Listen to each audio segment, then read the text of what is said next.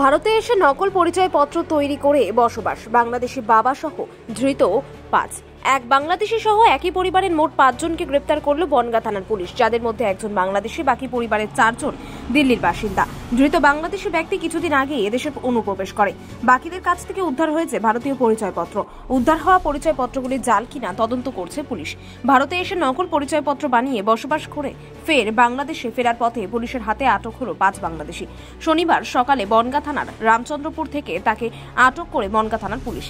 Police জানিয়েছে ধৃতদের নাম নান্নু মৃধা, বাড়ি বাংলাদেশের জালকাঠি জেলার নলসিটি থানা এলাকায়। আসমা মৃধা, পুন্নি মৃধা, রিয়া মৃধা এবং আলিজা কুরেসি। আসমা, পুন্নি, রিয়া ও আলিজা নান্নু মৃধার মেয়ে হয় সম্পর্কে। তারা দীর্ঘদিন ধরে উত্তর দিল্লিতে এসে থাকছিল। পুলিশ জানিয়েছে ধৃতরা বেশ কয়েক বছর আগে বাংলাদেশ থেকে এসে দিল্লিতে বসবাস শুরু করে। সেখানেই নকল নথিপত্র জোগাড় করে ভারতীয় আধার কার্ড পরিচয়পত্র তৈরি করে। এদিন আটক করে জেরা করে পুলিশ জানতে পারে তাদের গ্রেপ্তার করে। শনিবার সকালে ধৃত নান্নু মৃধাকে নিজেদের হেফাজতের আবেদন জানিয়ে তাদের বনগাঁ মহকুমা আদালতে পাঠিয়েছে। দেশিকে ধরেছে এবং কি অবস্থায়, কি বিষয়, কি জানেন, কি বলবেন? বাংলাদেশিদের ধরেছে মানে মোট ৫ জন এবং সঙ্গে 2টো বাচ্চা।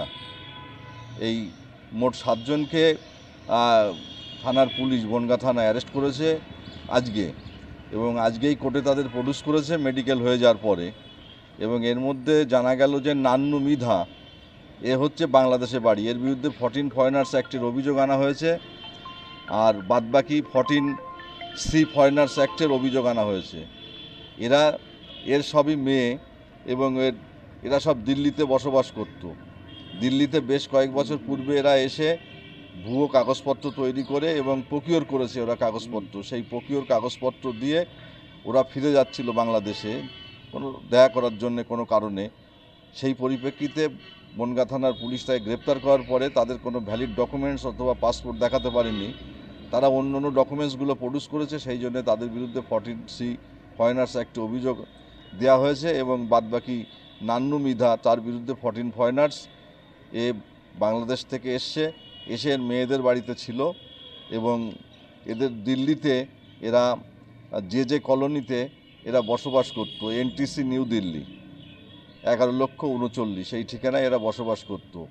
এইভাবে বাংলাদেশ থেকে 3 মেয়ে এবং বাংলাদেশ থেকে বসবাস করাকালীন এরা এদেশে চলে আসার পরে দিল্লিতে থাকার পরে এরা কাগজপত্র তৈরি করে। এরকম ঘটনা আমরা বিভিন্ন ক্ষেত্রে লক্ষ্য করছি, এবং বিশেষ করে আমাদের বনগাঁ মহকুমায় আমাদের জেলা পুলিশ সুপারের নেতৃত্বে এইগুলো বিশেষ নজর দেওয়া হয়েছে যে এরকম একটা পরিস্থিতি চলছে যে বাংলাদেশ থেকে এসে যারা ভুয়ো কাগজপত্র তৈরি করে এখানে ভারতীয় নাগরিক হয়ে যাচ্ছে, সেইগুলোর ব্যাপারে কড়া পদক্ষেপ নেওয়া হয়েছে।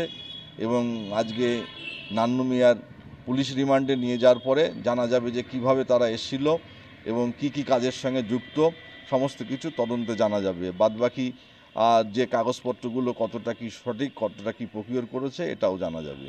বিষয়টা তদন্ত চলছে এবং পুলিশ পদক্ষেপ নিয়েছে বিষয়গুলো নিয়ে, যাতে এই জাতীয় জিনিসগুলো বন্ধ হোক এবং বাংলাদেশ থেকে এইভাবে বিনা পাসপোর্ট এবং ভিসা নিয়ে যারা ঢুকছে তাদের বিরুদ্ধে কঠোর পদক্ষেপ নেওয়ার জন্যে আমাদের জেলা পুলিশ সদা সতর্ক হিসাবে আছেন। Thank you.